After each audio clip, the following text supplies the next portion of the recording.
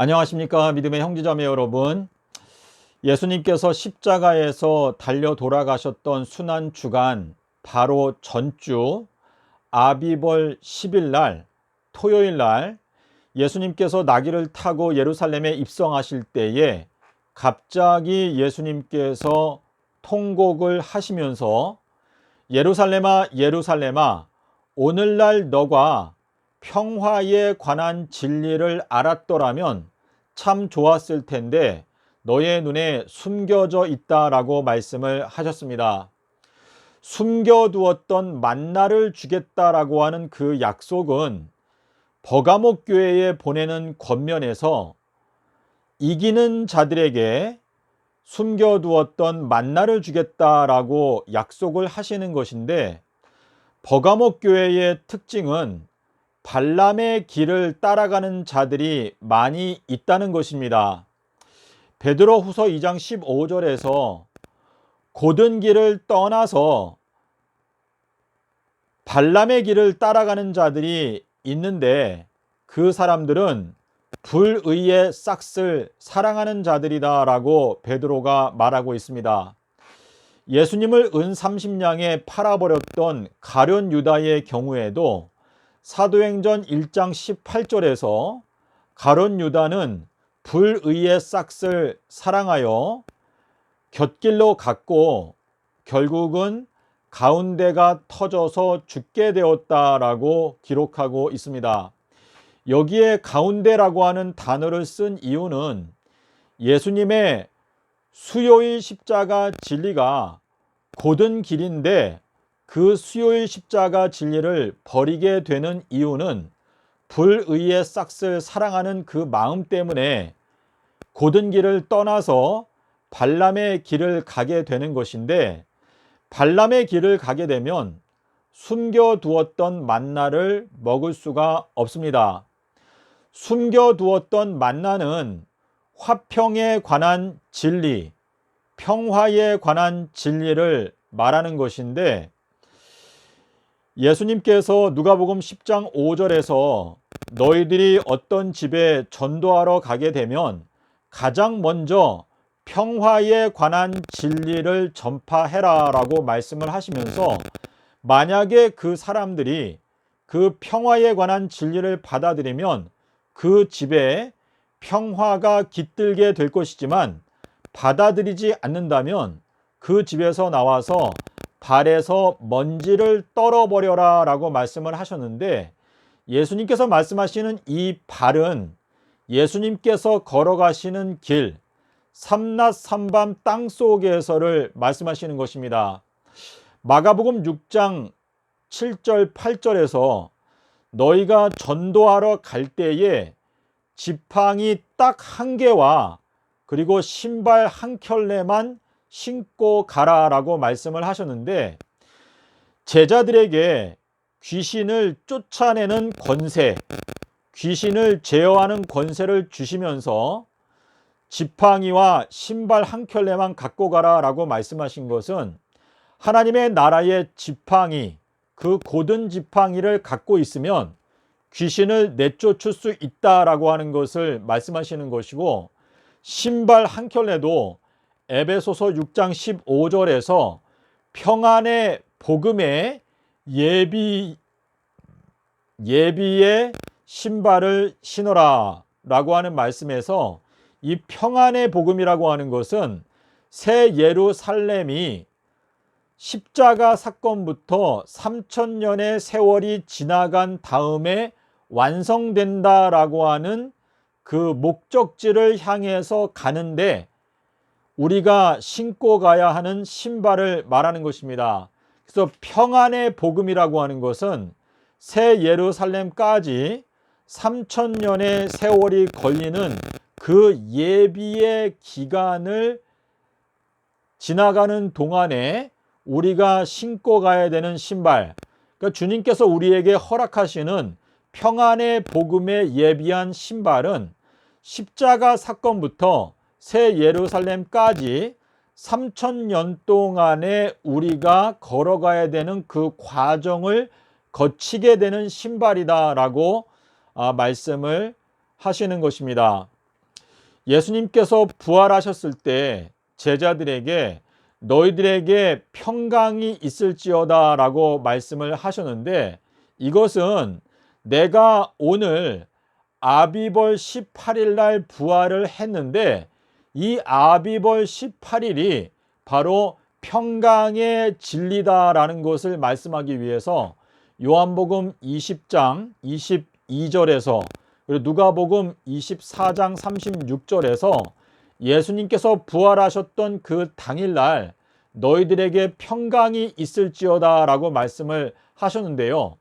요한복음 14장 27절에서 내가 너희들에게 주는 평강은 세상이 주는 것과 같지 않다라고 하는 그 말씀은 예수님께서 우리에게 주시는 이 평강, 새 예루살렘의 진리는 새 예루살렘이 건축될 때까지 십자가 사건 서기 30년부터 3000년의 세월이 걸리게 되는 진리를 깨닫게 되는 평강을 말하는 것입니다. 이사야서 8장 6절에 보면 이 이스라엘 백성들이 하나님께 패역하여서 천천히 흘러가는 물 실로를 버렸다라고 말하고 있습니다. 자, 실로라고 하는 것은 실로가 오시기까지, 그러니까 예수님이 오시는 것을 말하는 것인데, 자, 실로암 못에 가서 씻어라 라고 말할 때 아버지께서 나를 보내셨다. 근데 실로암은 보냄을 받은 자란 뜻이다 이렇게 말씀하시기 때문에 이 실로라고 하는 것은 1차적으로 예수님을 말하는 것인데, 천천히 흘러가는 물 실로를 벗어났다, 버렸다, 떠나갔다 라고 하는 이 말씀은 예수님께서 새 예루살렘을 3000년 동안 건축을 하시고 3000년이 지나간 다음에 평강, 평화가 온다라는 것을 말씀하시는 것입니다. 예수님께서 부활하셨을 때 막달라 마리아가 예수님의 시체가 없어진 것을 보고 굉장히 슬퍼하고 있을 때에 그가 방향을 바꿔서 바라보니까 거기에 예수님께서 계셨습니다. 이것은 현 기독교단 전체가 어떻게 하면 예수님을 발견할 수 있는가를 설명하기 위해서 기록되어져 있는 것인데, 이 요한복음 20장에 나타난 이 막달라 마리아의 이야기는 현 기독교단은 예수님의 시체를 아비벌 16일에서 찾고자 노력하고 있습니다. 하지만 예수님의 그 몸은 아비벌 18일에 있다는 것을 알아야 합니다. 예수님께서 부활하셨던 그 당일날 제자들에게 말씀하신 두 가지 핵심 진리가 있는데, 하나는 너희들에게 평강이 있을지어다, 또 하나는 너희들에게 거룩한 영이 있을지어다, 성령이 있을지어다 라고 말씀을 하셨는데요. 너희들은 모든 사람과 함께 힘을 합쳐서 평강과 거룩을 추구하라 라고 하는 이 히브리서의 이 말씀은 우리 모두가 목적하고 추구해야 되는 것이 서기 3030년에 평강이 이루어지고 하나님의 성령에 충만하신 역사가 서기 3030년에 완성된다라는 것을 깨닫게 하기 위해서 너희는 모든 사람과 함께 평강이 무엇인지, 평강은 아비벌 18일 날 예수님께서 부활하신 진리이다. 그리고 거룩함을 쫓으라. 거룩한 영이 주어졌던 것도 역시 아비벌 18일 날 주어졌다라는 것을 말씀하시는 것입니다. 마태복음 5장 9절에서 화평케 하는 자는 복이 있나니 저희가 하나님의 아들들이라 일컬음을 받는다라고 말씀하시고 있는데, 이 말씀을 원어 성경을 살펴보게 되면 화평, 평강을 만드는 자들, 건축하는 자들은 복이 있는데 그들은 하나님의 아들들이다라고 일컬음을 받게 될 것이다 라고 말하고 있습니다. 로마서 8장에서 모든 피조물들이 오늘날 탄식하고 바라고 기다리고 있는 것은 하나님의 아들들이 계시되는 것이다. 하나님의 아들들이 드러나는 것이다 라고 말하고 있는데, 하나님의 아들들이라고 일컬음을 받기 위해서는 화평에 관한 진리를 깨닫는 것 외에는 방법이 없습니다. 예수님께서 요나의 표적을 말씀하시면서 내가 땅속에서 삼낮 삼밤을 있겠고 내가 부활하게 되는 제3일에는 완전하게 될 것이다. 내가 평강하게 될 것이다. 내가 새 예루살렘이 될 것이다. 라고 말씀을 하신 것인데요. 예수님께서 부활하셨던 그 제3일이 바로 아비벌 18일이었습니다. 예수님께서 서기 30년 4월 5일 수요일 날 돌아가셨는데 다 이루었다라고 수요일 날 선포하셨기 때문에 그 수요일이 여섯째 날의 의미를 갖게 되는 것이고, 목요일은 제7일 큰 안식일, 예수님의 완전한 사랑, 큰 사랑의 기념일인 큰 안식일이 목요일이었고, 금요일은 제1일, 토요일은 제2일, 일요일은 제3일이 되는 것입니다. 이 비밀을 저희들에게 깨닫게 해주시기 위해서 누가복음 18장 33절에서 내가 제3일에 부활하게 될 것이다 라고 말씀을 하셨는데, 제자들이 이 말씀을 하나도 깨닫지 못하였으니 이는 그 말씀이 숨겨졌기 때문이다 라고 기록하고 있습니다.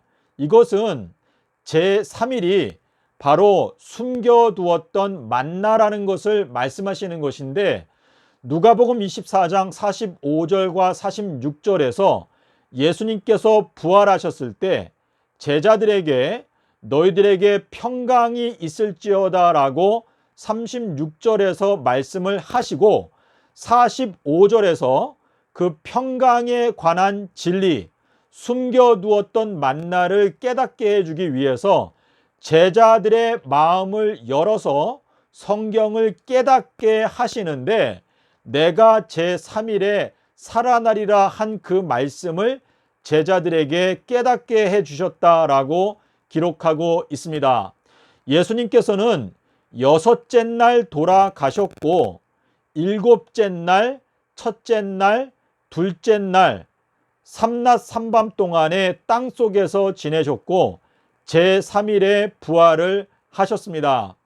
이 이야기는 에스더 4장 16절과 에스더 5장 1절에도 똑같이 나타나고 있는데, 에스더는 토요일부터 금식을 시작하였습니다. 토요일, 일요일, 월요일 삼낮 삼밤을 금식하고 나서 화요일 날 왕 앞에 나갔는데, 에스더 5장 1절에 보시면 제3일에 에스더가 왕 앞에 나갔다라고 기록하고 있습니다. 이 에스더의 이야기를 깨닫기 위해서는 기원전 473년도의 달력과 472년도의 달력을 직접 확인하면서 살펴보시게 되면, 저희가 보는 영화 가운데 13일 밤의 금요일이라고 하는 영화가 있는 것으로 제 머릿속에 뇌리에 남아 있는데요. 모든 이스라엘 자손들을 다 멸망시켜라 라고 하는 그 조서가 발표되었던 날짜가 니산월 13일 금요일이었습니다. 그래서 에스더가 결심을 하고 토요일, 일요일, 월요일까지 삼낮 삼밤을 금식을 하고, 그 다음에 화요일 날 제3일 날 왕 앞에 나갔다라고 기록하고 있습니다. 예수님께서 수요일 날 십자가에서 죽으시고 일요일에 부활하신 이 진리는 에스더 1장 1절에도 하늘이 열리고 30년 4월 5일에 그 비밀이 보이게 되면서 에스겔이 하나님의 보좌를 발견하게 되었다, 보름달을 발견하게 되었다라고 기록하고 있는데, 이 비밀은요, 요한복음의 두 군데에 숨겨져 있습니다. 요한복음 1장 28절에 예수님께서 침례 받으신 장면이 나오고, 요한복음 1장 29절, 35절, 43절에서 이튿날, 이튿날, 이튿날이 3번 나오고, 그 다음에 요한복음 2장 1절에 가면 제3일에 가나에 혼인잔치가 있었다라고 기록하면서 예수님의 침례, 이 피의 침례, 십자가의 사건을 피의 침례로 표현하고 있는데, 마가복음 10장 38절에서 너희가 내가 받으려고 하는 침례를 받을 수가 있겠느냐? 내가 마시려고 하는 잔을 마실 수 있겠느냐? 이거는 예수님의 십자가 희생을 말하는 것인데, 요한복음 1장 28절, 29절, 35절, 43절, 2장 1절을 보시면 거기에 수요일 십자가 진리와 일요일 부활, 제3일 부활 진리가 숨겨져 있습니다.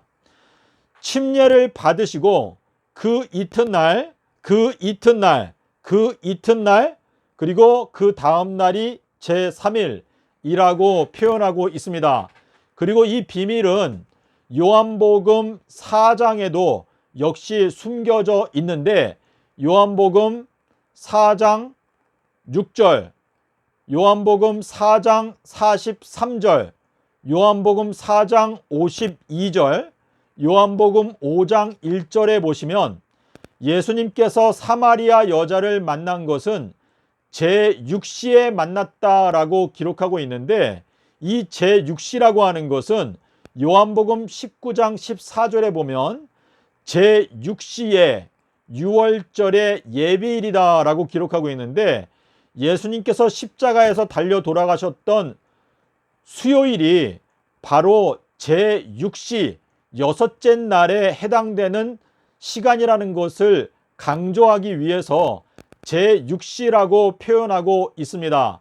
그래서 그 제6시가 낮 12시를 말하는 것인데, 낮 12시부터 오후 3시까지 캄캄함이 온 땅을 뒤덮었다라고 하는 것은 3000년의 세월 동안에 우리 죄인들의 마음 가운데는 마치 흑암이 있는 것처럼 서기 3030년이 될 때까지는 저희들은 마치 소경과 같아서 진리의 말씀을 열심히 탐독하고 따라가기 위해서 노력해야 되는 기간이다라는 것을 말씀하시는 것인데, 제6시라고 하는 그 표현이 요한복음 19장 14절과 요한복음 4장 6절에서 사마리아 여자를 만났던 시간이 제6시라고 표현하고 있습니다.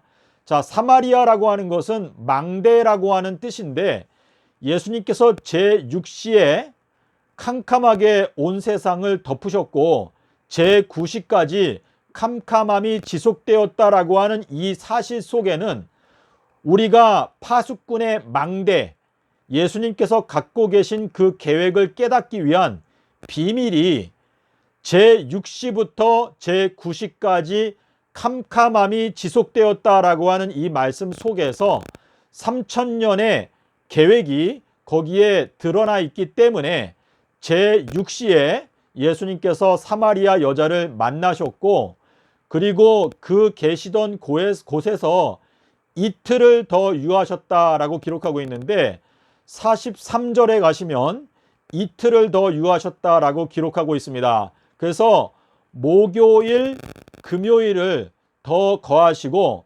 그리고 이틀이 지나간 다음에 이제 여행을 시작하시는데, 52절에 가면 제7시에 열이 떨어지는 이야기가 나옵니다. 그 제7시는 토요일을 저희들에게 알려주기 위해서 거기에 제7시가 적혀 있는 것이고, 그리고 요한복음 5장 1절에 가면 유대인의 명절이 있었다라고 말하는데, 그 명절이 가리키는 것이 바로 예수님의 부활하신 날짜, 가나의 혼인잔치가 있었던 제3일을 가리킨다고 볼 수가 있겠습니다.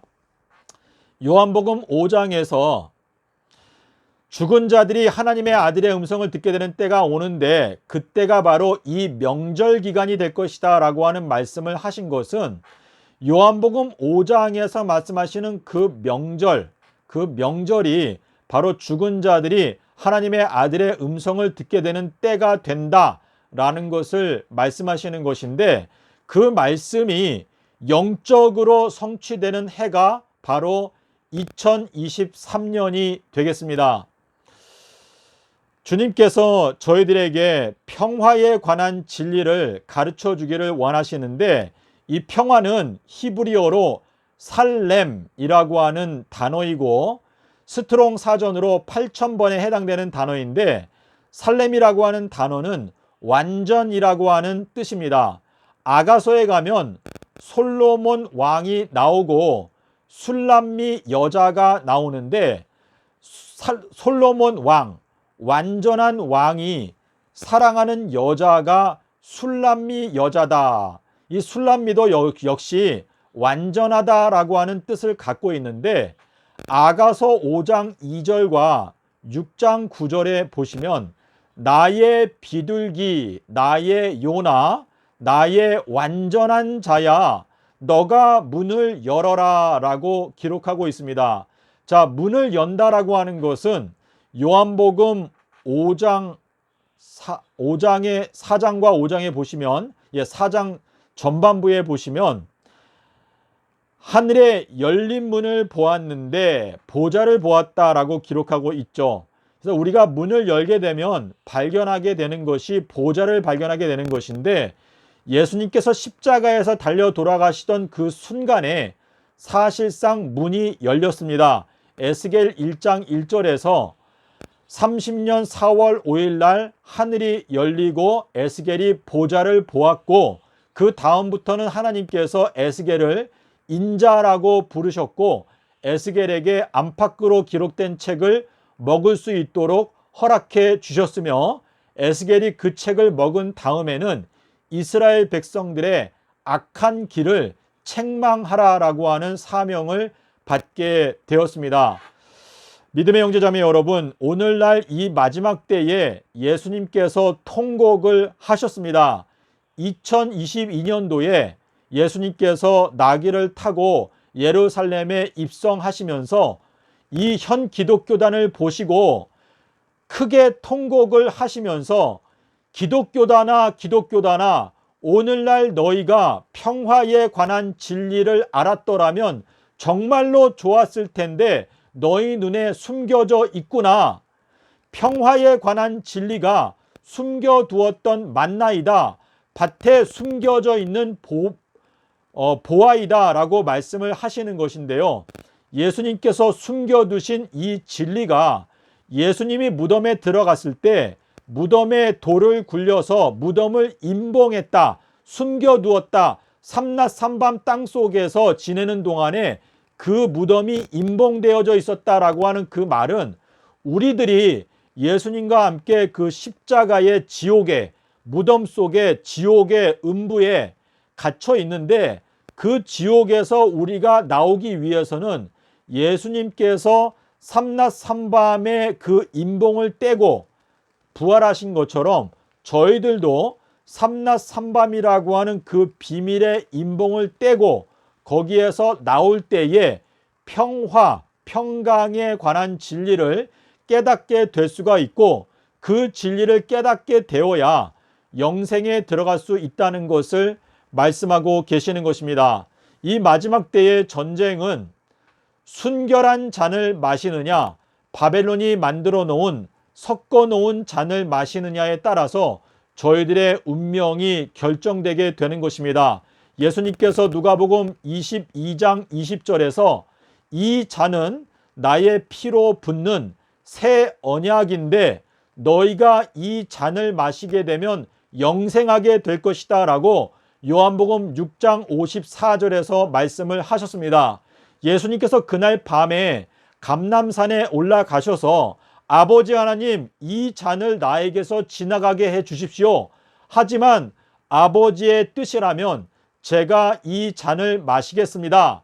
예수님께서 마셨던 그 잔은 삼낮 삼밤을 땅속에서 지내시는 잔인데, 마가복음 10장 39절에서 제자들에게 예수님께서 말씀하시기를 너희들도 내가 마시는 잔을 마시게 될 것이고 그 잔을 마시는 사람은 영생하게 될 것이다 라고 말씀을 하셨습니다. 다니엘서 7장 25절에서 한 때와 두 때와 반 때를 지나간다 라고 하는 그 말은 성도들이 마시게 되는 새 언약의 잔을 말하는 것인데, 이 새 언약의 잔을 마실 수 있도록 허락을 받게 되는 사람들은 삼낮 삼밤 땅속에서 예수님의 순결한 잔에 동참하는 자들을 말하는 것입니다. 고린도전서 11장에서 우리가 주님의 잔을 마실 때에 나 자신을 잘 살피고 되돌아보고 나 자신에 대해서 반성해보고 그 잔을 마시지 아니하면 그 사람은 자기의 죄를 마시는 것이다 라고 기록하고 있습니다. 이 말씀은 예수님께서 마셨던 잔이 무엇인지 분명하게 깨닫지 못한 상태에서 아무리 성만찬 예식을 한다 하더라도 그것은 자기 자신을 돌아보지 않은 상태에서 마신 잔이기 때문에 그것은 자기의 죄를 그냥 마시는 것 뿐이지 아무 효과가 없다라고 말씀을 하시는 것입니다.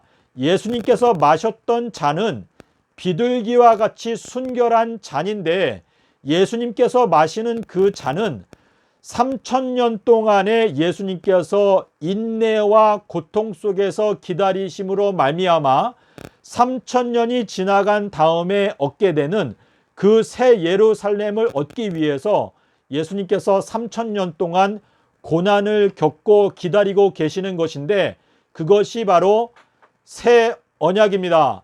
예수님께서 저희들에게 주신 그 새 언약을 버리고 계시록 18장 6절과 계시록 17장 2절과 4절과 5절에서 말하는 대로, 18장 3절에서 말하는 대로 음녀가 만들어 놓은 섞어서 만든 잔, 그 섞어서 만든 금잔에는 가증한 것들이 가득 차 있다라고 말하고 있습니다.